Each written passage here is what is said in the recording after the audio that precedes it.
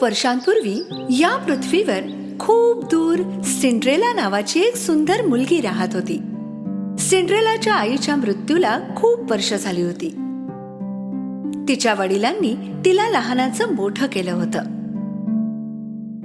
जेव्हा सिंड्रेलाच्या वडिलांनी दुसरं लग्न केलं तेव्हा तिच्या आयुष्यात बरेच बदल झाले.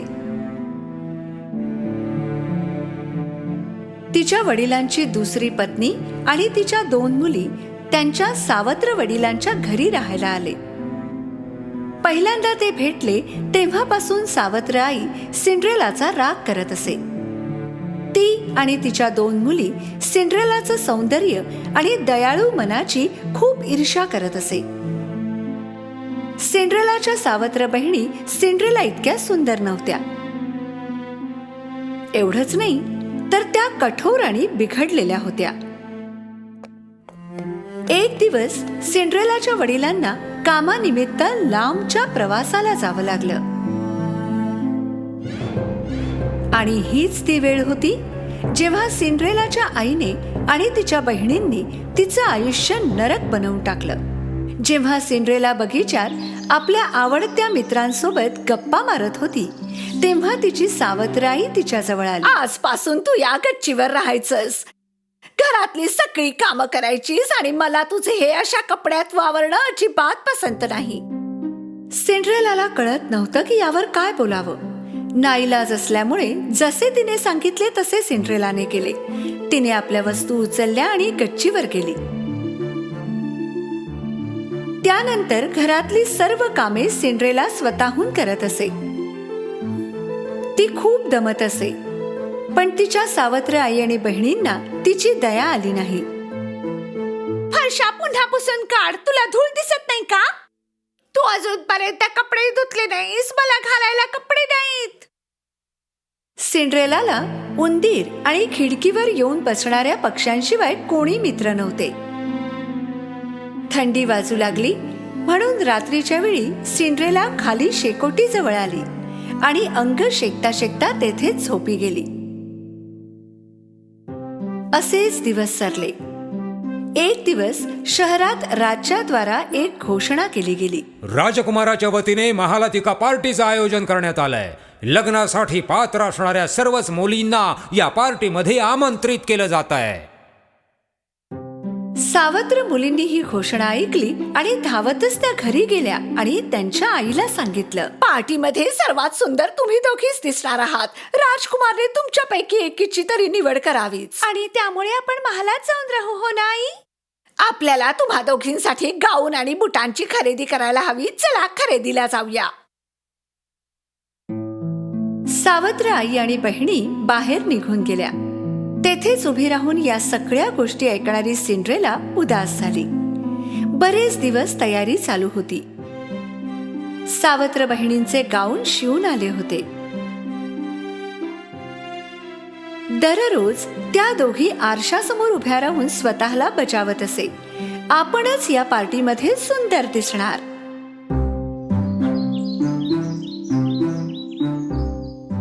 शेवटी तो दिवस उजाडला. सावत्र बहिणी आज लवकर उठल्या होत्या. त्यांनी सिंड्रेलाला हाक मारली, सिंड्रेला, सिंड्रेला, लवकर ये. कुठे आहेस तू? लगेच आमच्या आंघोळीची तयारी कर. दिवसभर सिंड्रेलाने तिच्या बहिणींना तयार होण्यासाठी मदत केली. आई ग, जरा हळू केस विचार ना, सगळे केस काढून टाकशील का? संध्याकाळपर्यंत दोघी पार्टीसाठी तयार झाल्या. तुम्ही दोघी छान दिसताय, खूपच छान. सिंड्रेलाने धीर करून सावत्र आईला विचारले, मी सुद्धा पार्टीला येऊ शकते का? कोण, तू? हो, त्यांनी सर्व तरुणींना बोलवलं आहे ना.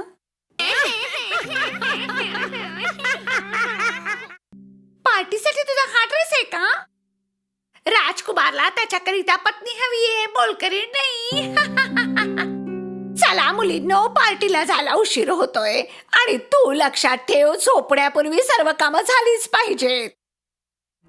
सावत्र आई आणि बहिणी पार्टी करिता निघून गेल्या आणि घरात एकटीच सिंड्रेला रडू लागली.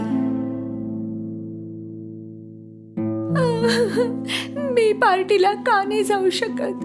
आज जर माझे आई वडील जिवंत असते तर असं घडलंच नसतं. त्याच वेळी एक प्रखर प्रकाश दिसला. आधी सिंड्रेलाला कळेच ना की हे काय आहे. ती प्रकाशाकडे टक लावून पाहू लागली आणि अचानक प्रकाशाच्या मध्यावर एक सुंदर परी दिसली. माझ्या लाडक्या सिंड्रेला, रडू नकोस, तू सुद्धा पार्टीला जाशील. सिंड्रेलाला तिच्या डोळ्यांवर विश्वासच बसेना. तिने गोंधळून विचारलं, मी जाऊ शकते का? माझी हालत बघा. काळजी करू नकोस, मी आहे ना तुझ्या मदतीला. मला एक भोपळा आणि 7 उंदीर आणून दे. सिंड्रेलाला कळत नव्हतं की या गोष्टी का मागवल्या आहेत, पण तिने तेच केलं जे तिला करायला सांगितलं होतं. आधी ती स्वयंपाकघरात गेली आणि मोठा भोपळा घेऊन आली. मग गच्चीवर गेली आणि तिच्या उंदीर मित्रांना घेऊन पुन्हा खाली आली. परीने तिच्या जादूच्या छडीने भोपळ्याचं रूपांतर एका घोडागाडीत केलं. मग ती उंदरांकडे वळली. त्यापैकी एक ड्रायव्हर बनला आणि बाकी सुंदर 6 पांढरे घोडे बनले.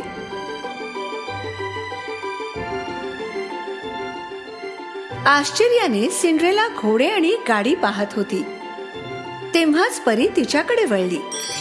जेव्हा तिने तिच्या जादूच्या छडीने सिंड्रेलाला स्पर्श केला, तिचा जुना ड्रेस एक सुंदर गाऊन बनला.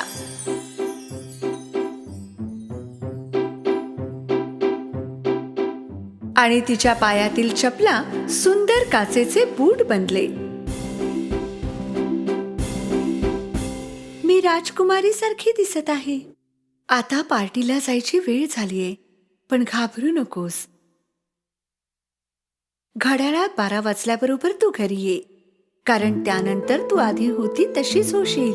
सिंड्रेलाने परीचं बोलणं नीट ऐकून घेतलं. मग ती घोडागाडीत बसली आणि महालाकडे जाऊ लागली. तिची सुंदर घोडागाडी महालासमोर जाऊन थांबली. जेव्हा सिंड्रेलाने भव्य दरवाजातून महालात प्रवेश केला, तेव्हा सर्वांच्या नजरा तिच्यावर खिळल्या होत्या. ती खूप सुंदर आणि खानदानी दिसत होती. तिची सावत्र आई आणि बहिणी देखील त्या सुंदर महिलेला पाहतच राहिल्या. त्यांनी तिला ओळखलं देखील नाही. अचानक पायऱ्यांवर राजकुमार दिसला. सिंड्रेला खरंच पार्टीत उपस्थित असलेल्या सर्व तरुणींमध्ये सुंदर दिसत होती. राजकुमार पहिल्याच भेटीत त्या सुंदर मुलीच्या प्रेमात पडला. सगळेच उत्सुकतेने तिच्याकडे पाहत होते. तो हळूच पुढे आला आणि तिच्या जवळ आला. सावत्र बहिणींना खूप आनंद झाला की राजकुमार त्यांच्याकडेच येत होता. अरे वा, तो आपल्याकडेच येतोय. नाही, तो माझ्याकडे येतोय. पण राजकुमार पुढे गेला आणि सिंड्रेला समोर जाऊन उभा राहिला. हे सुंदर युवती, तुला माझ्यासोबत नृत्य करायला आवडेल का? सिंड्रेलाने विनयाने राजकुमाराला हो म्हटले. राजकुमार आणि सिंड्रेलाने उत्सुकतेने पाहत असलेल्या आमंत्रितांमध्ये नृत्य करायला सुरुवात केली. सिंड्रेला संगीत आणि नृत्याने एवढी प्रभावित झाली, तिला वाटलं जणू त्या महालात राजकुमार आणि ती फक्त दोघेच होते. ते दोघे रात्री उशिरापर्यंत नृत्य करत होते. सिंड्रेलाच्या लक्षातच आलं नाही की किती वेळ निघून गेला. अचानक तिचं घड्याळाकडे लक्ष गेलं. मध्यरात्र उलटून गेली होती. त्याच वेळी सिंड्रेलाला परीचं बोलणं आठवलं. घड्याळात 12 वाजल्याबरोबर तू घरी ये, कारण त्यानंतर तू जशी होती तशीच होऊन जाशील. घाबरून जाऊन सिंड्रेलाने राजकुमाराला तेथेच सोडलं आणि ती पळू लागली. जेव्हा ती महालाच्या पायऱ्या उतरत होती, तिचा एक बूट तिथेच राहिला आणि तिच्याकडे तो घेण्याचा देखील वेळ नव्हता. जशी ती महालाच्या बाहेर पोहोचली, घड्याळात 12 वाजले आणि पुन्हा सगळं तसंच झालं जसं आधी होतं. जेव्हा राजकुमार तिच्या मागे धावत आला तेव्हा त्याला तेथे तिचा बूट सापडला. हा बूट कोणाचा आहे ते शोधा. मग भले तुम्हाला राज्यातील सर्व मुलींना भेटावं लागलं तरी चालेल. तिला शोधून काढा. सिंड्रेला धापा टाकत घरी पोहोचली आणि थेट गच्चीवर गेली. ती राजकुमाराबरोबर घालवलेला वेळ आठवू लागली. तिला माहित होतं की तिच्याजवळ संधी नव्हती, तरीही ती राजकुमाराच्या प्रेमात पडली होती. राजकुमाराला त्या मुलीला शोधणं अशक्य होतं आणि जरी त्याने शोधलं असतं तरी ओळखलं नसतं. राजकुमारची माणसं राज्यात घरोघरी जाऊन त्या बुटाच्या मालकिणीचा शोध घेऊ लागले, पण तो बूट एकाही मुलीच्या पायात बसला नाही.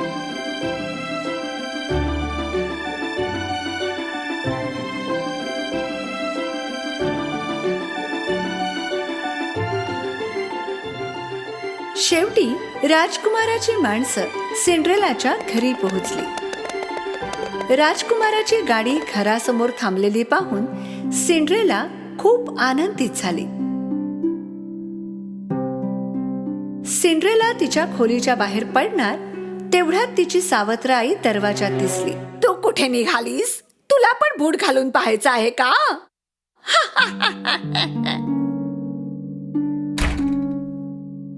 कुत्सितपणे हसून सावत्र आईने गच्चीचा दरवाजा बंद केला. नाही, कृपा करून दरवाजा उघडा, कृपा करा. किती दयनीय गोष्ट आहे. राजकुमार आणि तुझ्यात काय साम्य असणार?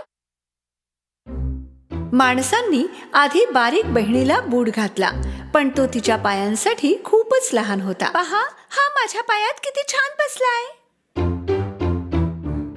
नंतर जाड्या बहिणीने प्रयत्न केला, पण बूट तिच्या पायात जातच नव्हता. आपण दुसऱ्या पायात घालण्याचा प्रयत्न केला असता तर? त्यांनी खूप प्रयत्न केले, पण यश आलं नाही. सिंड्रेलाने खिडकीकडे धाव घेतली, पण खिडकी खूप उंच होती. ती रडू लागली. तिला रडताना पाहून तिचे उंदीर मित्र तिच्याजवळ आले. माझ्या सावत्र आईने मला कोंडून ठेवले, चावी तिच्याकडेच असेल. उंदीर दरवाजातून सरपटत बाहेर आला. सावत्र आई दरवाजात राजकुमारच्या माणसांसोबत उभी होती. तुम्ही उद्या का नाही येत? आज त्या खूप दमल्या आहेत आणि त्यांच्या पायावर सूजही आलीये. उंदराने सावत्र आईच्या स्कर्टवर चढून चावी मिळवली आणि वर पळाला. त्याने दरवाजा खालून चावी आत सरकवली. चावी पाहून सिंड्रेलाला खूप आनंद झाला. दरवाजा उघडून ती लगेच खाली धावली. अरे, तू कशी बाहेर आलीस? कृपया थांबा, जाऊ नका. मला सुद्धा बूट घालून पाहायचं आहे. सावत्र आई आणि बहिणी हे ऐकून जोरजोरात हसू लागल्या. शांत व्हा. राजकुमाराचा आदेश आहे की राज्यातील सर्व तरुणींनी बूट घालून पाहायचं आहे. जेव्हा सिंड्रेलाने बूट घातला तेव्हा सर्वांना आश्चर्य वाटलं, कारण बूट तिच्या पायात बरोबर बसला होता. हे सुंदर मुली, हा बूट तुझा आहे का? सिंड्रेलाने मान हलवून होकार दिला. कृपया आमच्या सोबत महालात यावं. सिंड्रेला त्यांच्यासोबत महालात गेली आणि त्यांनी सिंड्रेलाला राजकुमारासमोर उभं केलं. आणि जेव्हा राजकुमारने सिंड्रेलाच्या डोळ्यात पाहिलं, त्याला जाणीव झाली की त्या रात्री त्याने तिच्याच सोबत नृत्य केलं होतं. त्याने सिंड्रेलाचा हात धरला. शेवटी मी तुला शोधून काढलंच. माझ्याशी लग्न करशील? आनंदाच्या अश्रूंनी भरलेल्या डोळ्यांनी तिने राजकुमाराचा प्रस्ताव स्वीकारला. त्यांनी लग्न केलं आणि आनंदात जगू लागले.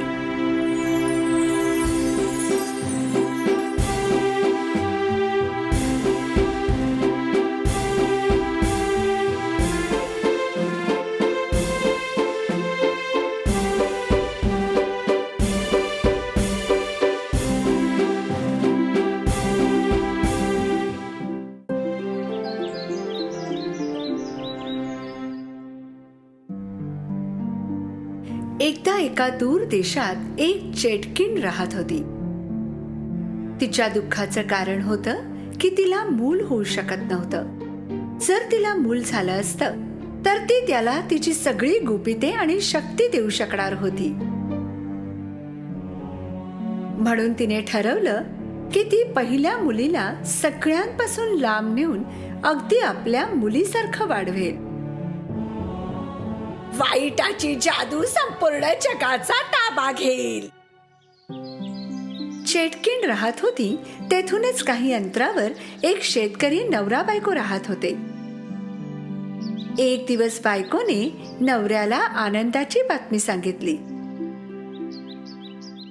आपल्याला मूल होणार आहे. दुर्दैवाने त्यांचा आनंद फार काळ टिकला नाही. बायको खूप आजारी पडली. जसजसा काळ पुढे चालला होता तिचं वजन कमी होत गेलं. जर ती लवकर बरी झाली नसती तर मूलही दगावलं असतं.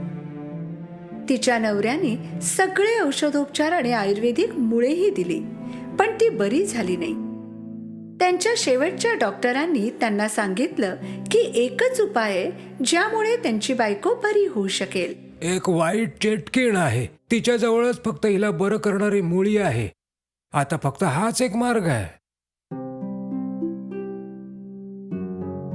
नवऱ्याने त्याचे सगळे धैर्य गोळा केले आणि चेटकिणीच्या महालात गेला. त्याने दरवाजा वाजवला. इतक्या निर्भयपणे माझा दरवाजा वाजवतोय, नक्कीच महत्वाची बाब असणार. माझी बायको आजारी आहे. तिची तब्येत खूप बिघडली आहे. मी असं ऐकलंय की केवळ तुमच्याकडेच तिच्या उपचारांची जंगली मुळी आहेत. अच्छा, पण मी का मदत करू? मी विनंती करतो, कृपया माझी मदत करा. माझी बायको गरोदर आहे. जर मी तिच्यावर उपचार केले नाहीत तर मी दोघांनाही गमावून बसेन. त्याची परिस्थिती पाहून चेटकिणीने तिचा विचार बदलला आणि त्याची मदत करण्याचा निर्णय घेतला. जर तू म्हणत असशील तर मी तुला मदत करेन. चेटकिणीने त्याला औषधी मुळ्या दिल्या. या मुळ्यांच्या पानांचा एक एक तुकडा रोज तुझ्या बायकोला खाऊ घाल, तुला तिच्यात चांगला बदल दिसेल. नवरा खुश झाला. धावत पळत घरी गेला. त्याच्या बायकोने रोज एक तुकडा खाल्ला. तिच्या तब्येतीत सुधारणा होऊ लागली आणि तिने गमावलेलं वजनही वाढू लागलं. पण काही दिवसांनी चेटकिणीने दिलेली औषधं संपली. बायकोची तब्येत पुन्हा बिघडली. यावेळी कमी वेळातच तिची परिस्थिती जास्त गंभीर झाली. कोणताच उपाय नसल्या कारणाने नवऱ्याने पुन्हा चेटकिणीच्या महालाचा दरवाजा वाजवला. चेटकिणीला माहित होतं तो पुन्हा नक्की येणार. या त्याच बिया आहेत ज्याने तुझी बायको बरी होऊ शकेल. तू ह्या बिया तुझ्या बागेत लाव, बघ तुझ्या बायको मुलाला वाचवू शकशील. पण माझी एक अट आहे. जर तुला मुलगी झाली तर ती मुलगी मला द्यायचीस. मी अशी अट कधीच मान्य करू शकत नाही. मग जा इथून. चेटकिणीने त्याच्या तोंडावर दरवाजा बंद केला. दुखी होऊन नवरा घरी परतला. तो बायकोला काहीच सांगू शकत नव्हता. जसजसे दिवस चालले होते बायकोची तब्येत बिघडत गेली. आता मुलालाही धोका वाढला. नवऱ्याची झोप उडाली होती. जर त्याने चेटकिणीची अट मान्य केली नसती तर तो बायको मुलाला गमावून बसला असता. पण त्याने अट मान्य केली आणि जर त्याला मुलगा झाला असता तर त्याची बायको आणि मुलगा दोघेही वाचले असते. म्हणून त्याने त्याचं मन घट्ट केलं आणि चेटकिणीच्या महालात गेला. त्याने चेटकिणीची अट मान्य केली आणि बिया घरी घेऊन आला. चेटकिणीने दिलेल्या बिया त्याने बागेत लावल्या. खूपच कमी दिवसात रोप आलं. त्याने बायकोला पाने खाऊ घातली. जसजसे दिवस गेले त्याची बायको बरी होत गेली आणि तिने एका छानशा बाळाला जन्म दिला. पण नवऱ्याला भीती वाटत होती. ही एक सुंदर मुलगी आहे. त्याच दिवशी राजमहालात देखील एक उत्सव साजरा केला जात होता. राणीने एका मुलाला जन्म दिला होता. राजा खूप आनंदात होता की आता त्याच्यानंतर त्याचा राजकुमार असेल जो भविष्यात राजा बनेल. राज्यातील जनता दिलदार राजा आणि राणीवर खूप प्रेम करत असत. कुणालाही माहित नव्हतं की भविष्यात एक दिवस या दोन मुलांचं आयुष्य एकच असेल. नवरा बायकोचा आनंद जास्त वेळ टिकला नाही. त्याच दिवशी चेटकीण आली आणि तिने मुलीची मागणी केली. नवरा बायकोने जड मनाने मुलगी चेटकिणीला दिली. माझी मुलगी, माझी मुलगी, ती आता माझी मुलगी आहे, पण तुम्ही काळजी करू नका, मी तिची काळजी घेईन. मी हिला रपन्झेल नाव देते. चेटकीण मुलीला घेऊन जंगलात गेली, जेथे तिचा मोठा टॉवर होता. चेटकीण पायऱ्यांनी घराच्या खूप वरपर्यंत चढली. ती घराच्या शेवटच्या माळ्यावर एका खोलीत पोहोचली. चेटकिणीने मुलीला पाळण्यात ठेवलं. रपन्झेल, माझी सुंदर मुलगी. चेटकिणीलाच आपली आई मानून रपन्झेल त्या घरात तिचं आयुष्य जगत होती.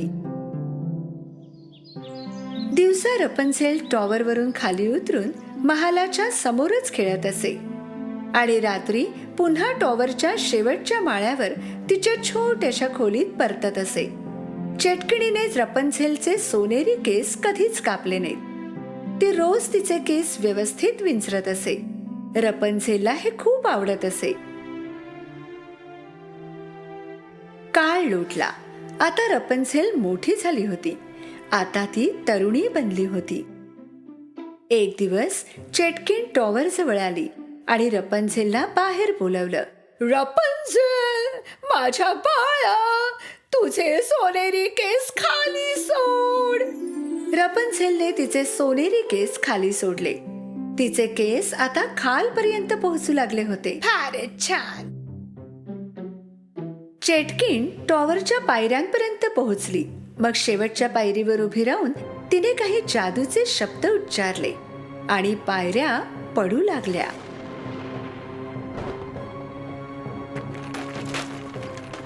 जगातले कोणतेही शब्द या पायऱ्या पुन्हा आणू शकत नाही.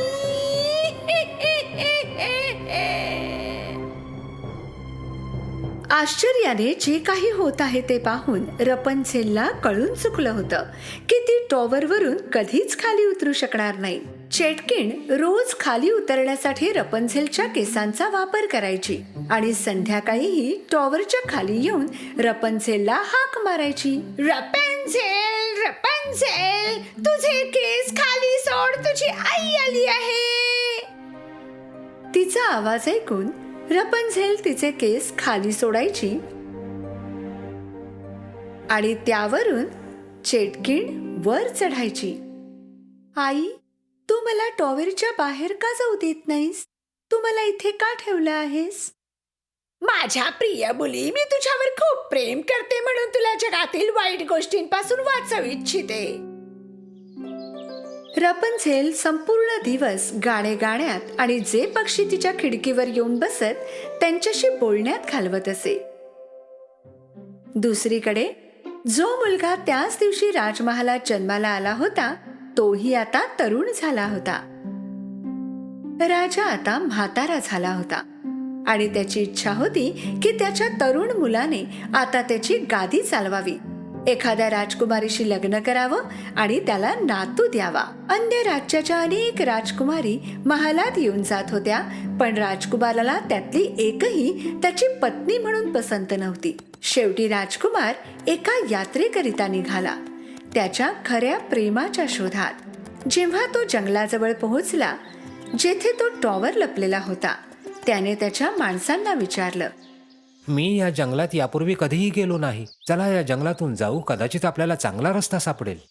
राजकुमार, हे जादूचं जंगल आहे. ऐकलंय की जो कोणी आत जातो तो कधीच परत येत नाही. असं तू म्हणतोयस? काय सांगावं, एखादी अफवा असेल. स्वतः जाऊन बघूया ना. राजकुमार आणि त्याच्या माणसांनी जंगलात प्रवेश केला. राजकुमाराला स्वतःवर भरोसा होता, पण त्याच्या माणसांना नव्हता. काही वेळानंतर त्यांना एक टॉवर दिसला जेथे रपन्झेल राहत होती. मग त्यांनी रपन्झेलचे गाणे ऐकले.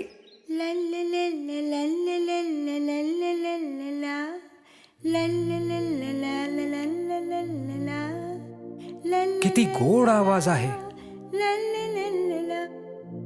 टॉवरच्या जवळ जाऊन राजकुमाराने तिचे गाणे ऐकले आणि काही वेळ तिचे सौंदर्य निरखत राहिला.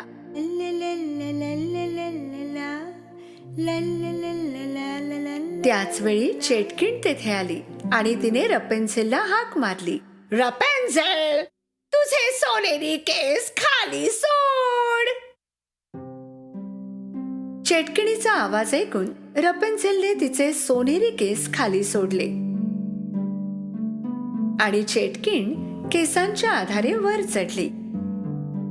अच्छा, हिचं नाव रपेन्झेल आहे तर. राजकुमारने काही दिवस टॉवरच्या आजूबाजूला फिरण्याचा निर्णय घेतला आणि रपेन्झेलला पाहत राहिला. चेटकिन रपेन्झेलच्या केसांच्या आधारे सकाळी खाली यायची आणि रात्री वर चढायची. रपेन्झेल, तुझे सोनेरी केस खाली सोड.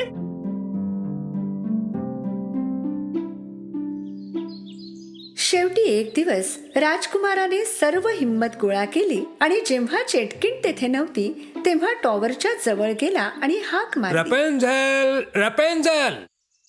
रपेन्झेलने पहिल्यांदा तिच्या आईशिवाय कुणाचा तरी आवाज ऐकला होता.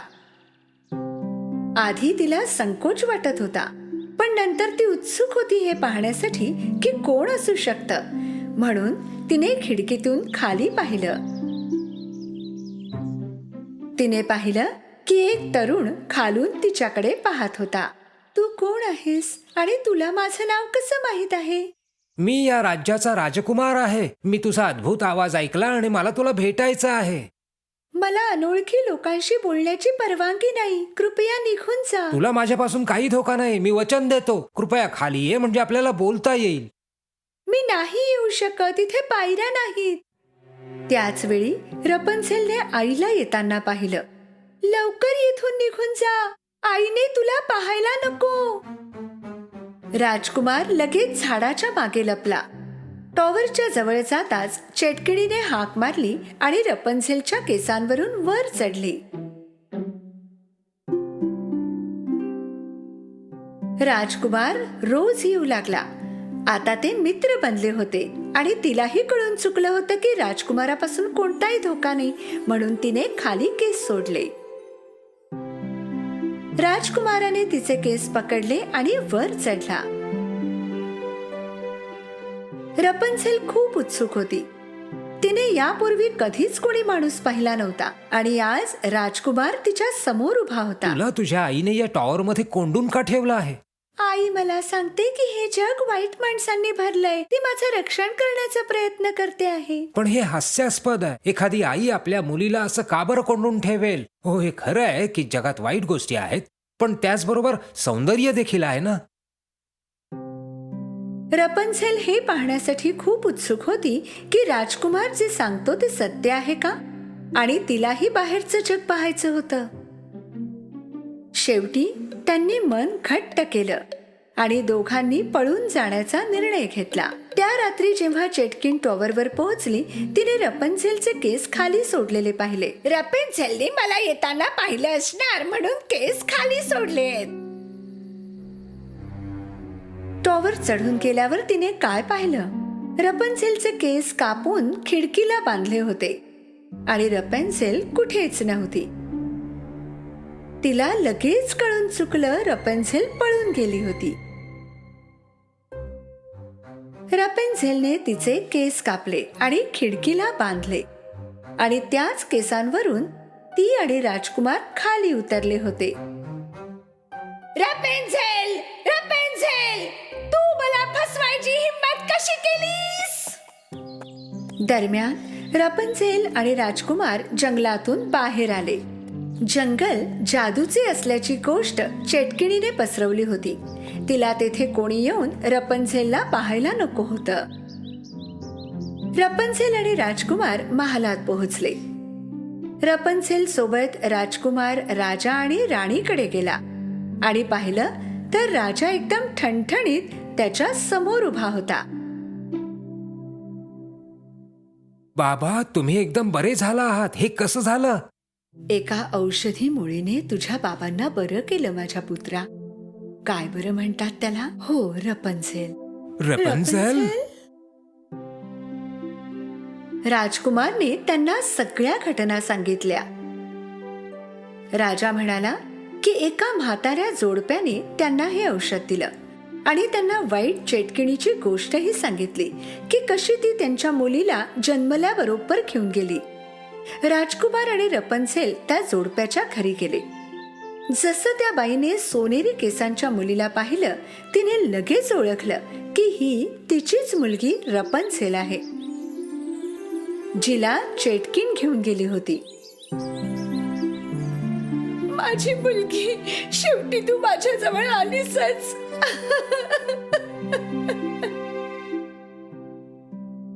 सुरुवातीपासून संपूर्ण गोष्ट ऐकल्यानंतर रपन्झेलने तिच्या माता पित्यांचा स्वीकार केला. राजकुमार आणि रपन्झेलचे लग्न झाले आणि ते आनंदात राहू लागले. त्या टॉवर मध्ये अडकलेल्या चेटकिणीचे काय झाले? राजाने चेटकिणीला पकडलं आणि त्याच टॉवर मध्ये कैद करून ठेवलं आणि टॉवरच्या खाली सैनिक तैनात केले, जेणेकरून चेटकीण तेथून पळून जाऊ नये. चेटकिणी बरोबरच तिचे सगळे जादूचे रहस्य सुद्धा अदृश्य झाले.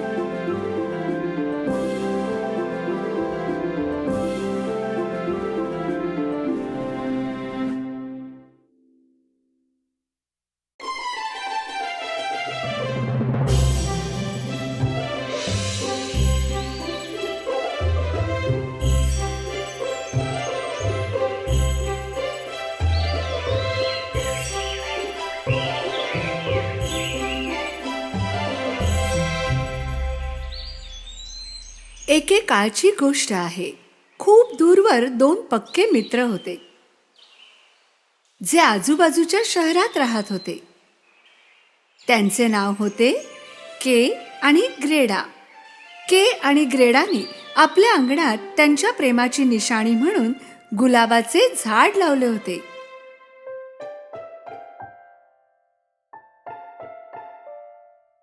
हे गुलाबही त्यांच्या सोबतच मोठे होतील. थंडीचे दिवस होते आणि सगळीकडे बर्फच बर्फ पडत होता. आणि त्याच सोबत आता वेळ आली होती ग्रेडाच्या आजीकडून मजेदार गोष्टी ऐकण्याची. ही थंडी आणि हा बर्फ येतो तरी कुठून? खूप दूरवरून, आजीने उत्तर दिलं आणि गोष्ट सांगायला सुरुवात केली. एक देश होता, बर्फच बर्फ सगळीकडे. त्यांची राणी तिच्या बर्फाच्या महालात एकटीच राहत होती, जो तिने स्वतःच बनवला होता. ही स्नो क्वीन खूप सुंदर होती आणि स्वच्छही, अगदी बर्फासारखी. पण स्नो क्वीन मनाने दुष्ट होती आणि तिने त्या बर्फाच्या महालात अनेक गुपितं लपवून ठेवली होती. तिचा बर्फाचा आरसा देखील एक जादूचा आरसा होता. यामध्ये ती जगात कुठे काय चालले आहे सगळं पाहू शकत होती.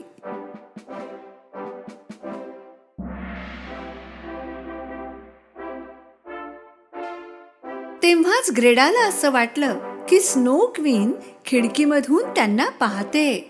के आजी, ती पहा, स्नो क्वीन खिडकीमध्ये. अगं, एखादं थंडीमुळे कुडकुडणारं मांजर असेल. आजी, ती स्नो क्वीन इथे येऊ शकते का? येऊ दे, मी तिला पटकन चिमणीमध्ये टाकून देईन. वितळून पाणी होऊन जाईल त्या वॉटर क्वीनचं. आपल्या बर्फाच्या आरशात स्नो क्वीनने पाहिलं की के काय बोलत होता. तर तू मला चिमणीमध्ये टाकणार आणि वॉटर क्वीन बनवणार काय? माझ्या बर्फाच्या कणांनो, जा आणि माझ्या शक्तीने या मुलाला शोधा. त्याचे हृदय आणि डोळे मला हवेत. त्याच्या नजरेत वाईटपणा भरा आणि त्याच्या हृदयातून प्रेम हद्दपार करा.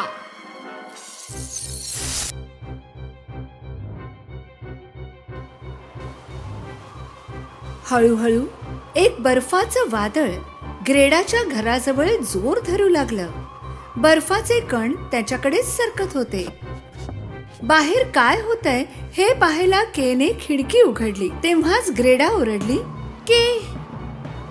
पण उशीर झाला होता. हा, माझे डोळे, काहीतरी गेलं माझ्या डोळ्यात. आई ग, इकडे सुद्धा लागलं.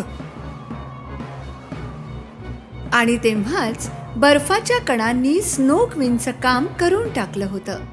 त्याच्या डोळ्यांना आणि हृदयाला जखम झाली होती आणि के बदलला होता. ग्रेडाने त्याला विचारलं की काय झालं, तर तो तिच्यावरच खेकसला. काही नाही झालं, मी बरा आहे, मला त्रास देऊ नकोस. केने ग्रेडाशी उद्धटपणे बोलण्याची ही पहिलीच वेळ होती. ग्रेडाला काही कळत नव्हतं की तो असा का वागू लागलाय. के सकाळी सुद्धा उद्धटपणेच वागला जेव्हा तो त्याचे स्लेट काढत होता.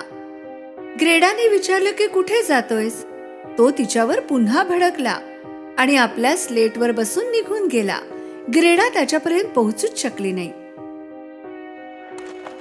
अचानक त्याच्या समोर स्नोक्वीन आली आणि के तिच्या मागे जाऊ लागला. ग्रेडा काहीच करू शकली नाही कारण ते अदृश्य झाले. स्नोक्वीन त्याला तिच्या बर्फाच्या महालात घेऊन जात होती. ग्रेडा खिडकीत बसून त्याची वाट पाहायची. दिवस महिने उलटले आणि थंडीचे दिवसही गेले, पण के आला नाही. स्वतःच काही करावं या इच्छेने ग्रेडा बाहेर पडली आपल्या मित्राला शोधायला, सोबत फक्त आजीने दिलेला आरसा घेऊन.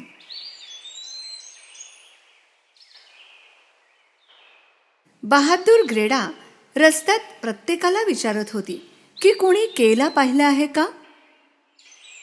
फिरत फिरत ती नदीजवळ पोहोचली. जवळपास तिला कोणीच दिसलं नाही जे तिला के बद्दल सांगू शकेल. तिने नदीलाही विचारलं पण काही उत्तर आलं नाही. इतक्यात एक डोम कावळा तिच्याजवळ आला आणि म्हणाला, नदीकडे आहे उत्तर तुझ्या प्रश्नाचा, पण आधी तिला गिफ्ट द्यावं लागेल. ग्रेडाने तिचा आवडता नेकलेस काढून नदीला देऊन टाकला. तेव्हाच एक जादू झाली आणि एक बोट प्रकट झाली. ग्रेडाला वाटलं की नदीला तिची भेट पसंत पडली आहे आणि ही परत फेड आहे. ती चढल्याबरोबर बोट चालू झाली. बोट किनाऱ्यावर जाऊन थांबली. तिथे एक गुप्त बाग होती ज्यात फुलंच फुलं होती रंगीबिरंगी. इतकी सुंदर बाग तिने यापूर्वी कधीच पाहिली नव्हती. पण काहीतरी गडबड होती. या फुलांना सुगंध नव्हता.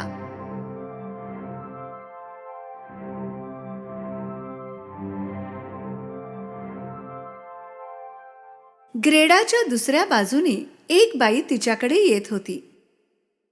ही बागेची मालकीण होती. कशी आहेस बाळा? हसत तिने विचारलं. आणि अचानक तिला जाणीव झाली की तिच्या बागेतील फुलांना पुन्हा सुगंध येतोय. मला क्षमा करा, मी तुमच्या परवानगीशिवाय इथे आले. काही हरकत नाही बाळा, बरं झालं तू आलीस. कित्येक वर्ष झाले कुणीच आलं नाही माझ्या बागेत. तू एकटीच इथे काय करतेस? ग्रेडा बागेच्या मालकिणीला म्हणाली की ती तिच्या मित्राला केला शोधते. पण मालकीण म्हणाली की ग्रेडाच्या आधी कित्येक वर्ष तिने दुसरा माणूसच पाहिला नाही. अच्छा, असं असेल तर मला बोटीवर जायला हवं. केला लवकरात लवकर शोधायला हवं. बागेच्या मालकिणीला असं वाटत नव्हतं की ग्रेडाने जावं, म्हणून ती खोटं बोलली. काय नाव म्हणालीस? कदाचित पाहिलं असावं कुठेतरी. ग्रेडाने तिला सगळं सांगितलं आणि जेव्हा बागेच्या मालकिणीने स्नोक्वीनचं नाव ऐकलं ती भडकली. स्नोक्वीन? तिचं नाव सुद्धा घेऊ नकोस. तिच्यामुळे माझ्या फुलांचा सुगंध नाहीसा झाला होता. मग अचानक तिला इच्छा झाली ग्रेडाची वेणी घालायची. ग्रेडाला काही कळेना की का, पण त्यांनी हट्टच केला. ग्रेडाला हे माहित नव्हतं की तो जादूचा कंगवा होता. या कंगव्यामुळे ग्रेडा सगळं काही विसरली. फक्त आनंद आठवत होता. बागेची मालकीण वाईट नव्हती. तिने असं चांगल्या हेतूने केलं होतं. जेव्हा ती झोपेतून उठली, ग्रेडाला काहीच आठवत नव्हतं. ती इथे कशी आली, का आली, काहीच नाही. मग तिला 2 गुलाब दिसले बागेच्या मालकिणीच्या टोपीवर आणि काहीतरी आठवू लागलं. प्रेमापुढे कशाची जादू चालेल? तिला माहित नव्हतं की ती किती वेळ तिथे झोपली होती. पण तिच्या आवडत्या आठवणी परत आल्या होत्या. ती परत नदीजवळ गेली. बोट तर तेथेच होती, पण कुठे जायचं हे माहित नव्हतं. तेव्हाच एक कावळा तिच्याकडे आला. तो काहीतरी सांगायचा प्रयत्न करत होता आणि ग्रेडा त्याच्या मागे मागे चालू लागली. ते पोहोचले बर्फाच्या समुद्रात. तेथेच एका बोटीवर कावळा जाऊन बसला. ग्रेडा हळूच त्या बोटीपर्यंत पोहोचली. म्हणजे या बोटीने पोहोचणार का मी क्वीनच्या महालात? अचानक काही पायरेट्स तेथे आले आणि त्यांच्यापैकी एक पायरेट मुलगी ग्रेडाशी बोलली, तू तिथेच जाशील जिथे आम्ही जाणार, आणि आम्ही कुठेच जात नाही आहोत. त्याच वेळी स्नो क्वीन प्रयत्न करत होती की केने त्याचा भूतकाळ विसरावा. बरंच काही तो विसरला होता, पण ग्रेडा काही त्याच्या मनातून जात नव्हती. लवकरच तुझं हृदयही थंड करून टाकेल, मग काहीच लक्षात राहणार नाही. पायरेटला जेव्हा ग्रेडाकडून ग्रेडा आणि केची कहाणी कळली, ती म्हणाली की त्याला विसरून जा, कारण त्याचं बाहेर येणं अशक्य आहे. माझा खास मित्र आहे के, मी शोधूनच काढेन. पायरेट मुलीला हा हट्ट विचित्रच वाटत होता. खरं तर तिला वाटत होतं की तिने तिच्यासोबतच राहावं, तिची मैत्रीण बनून. पण ग्रेडा खूप हट्टी होती. त्याला तर मला वाचवायचंच आहे. तिला कुणीच मैत्रीण नाही, त्यामुळे पायरेट मुलीला ग्रेडाचा हा हट्ट खूप आवडला आणि ती तिच्यासोबत जाऊ लागली. दुसऱ्या दिवशी ती तिच्यासाठी एक रेनडियर घेऊन आली. ही संपूर्ण स्नो राज्यातील गतिशील रेनडियर होती आणि ती ग्रेडाला रस्ता दाखवणार होती.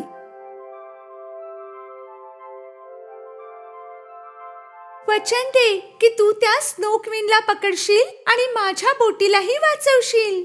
वचन देते, मी परत नक्की येईन.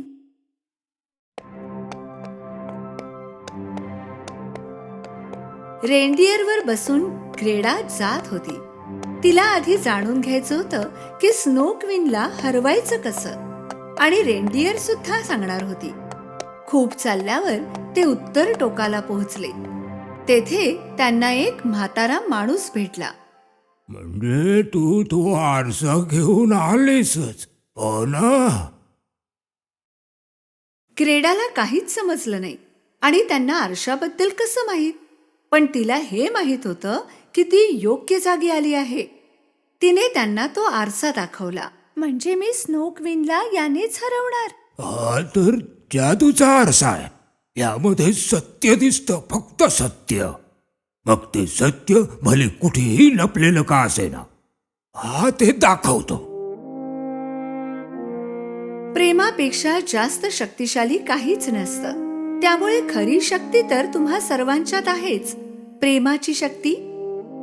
त्यांच्यामुळे गेरेडाला माहीत झालं की स्नो क्वीन कोण होती. जर त्याने खरं दाखवलं तर ती तिला हरवू देखील शकते, कारण आधी स्नो क्वीन सुद्धा एक चांगली मुलगी होती, प्रेमाने ओतप्रोत भरलेली. जेथेही ती हात लावायची फुले फुलायची आणि तिच्या हास्यात सूर्याची चमक होती. ती एक खूप आनंदी मुलगी होती. तिचं नाव होतं लायला. पण सगळ्यांना वाटायचं की ती जादूगरीण आहे, म्हणून तिच्यासोबत कुणीच खेळत किंवा बोलत नसे. एकटेपणाने तिचा आनंद हिरावून घेतला. तिला तिच्या आजूबाजूच्या सगळ्या माणसांचा द्वेष वाटू लागला आणि एक दिवस तिने एक इच्छा व्यक्त केली. जो मला त्रास देईल त्याचा बर्फ बनेल. आणि मग तिने एक बर्फाचा महाल बनवला. सगळ्यांपासून दूर, एकटा, आनंदापासूनही दूर. ग्रेडा बर्फाच्या महालात पोहोचली आणि तेथे तिला दिसला के, बर्फाची मूर्ती बनवत असलेला. तू सापडलास शेवटी के. तू मला विसरलास. मी ग्रेडा. केने ग्रेडाकडे पाहिलं पण ओळखलं नाही. इथे असलेल्या प्रत्येक वस्तूप्रमाणे त्याचं हृदय देखील बर्फाचं बनलंय. ग्रेडाने तिच्या बोलण्याकडे दुर्लक्ष केलं. सोड याला, आता हा माझा आहे. मी तुला सुद्धा बर्फाचं बनवून टाकेन. नाही करणार तू असं काही. के, आय लव्ह यू. त्याला आठवलं. ग्रेडा, हो मला आठवलं. रागाने स्नोक्विनने तिची जादूची छडी फिरवली जोरात आणि त्यातून निघाला एक भयंकर बर्फाचा खंजीर. तेव्हाच ग्रेडाने तिचा आरसा काढला आणि तो खंजीर त्यावर आपटून अदृश्य झाला. स्नोक्विनने ग्रेडाच्या आरशात पाहिलं आणि तिला काहीतरी विचित्र वाटलं, कारण त्यात तिला दिसला लायलाचा चेहरा. अचानक स्नोक्विन तिच्या गोड रूपात बदलली. ती लायला बनली. धन्यवाद. मला माहितीये की मी कोण आहे. मी पुन्हा स्वतंत्र झाले. Bye bye. के आणि ग्रेडा एकमेकांकडे पाहून हसले. आता ते नेहमी सोबत राहणार होते, एकत्र मोठे होणार, त्या दोन गुलाबांसारखे जे त्यांच्या अंगणात आहेत.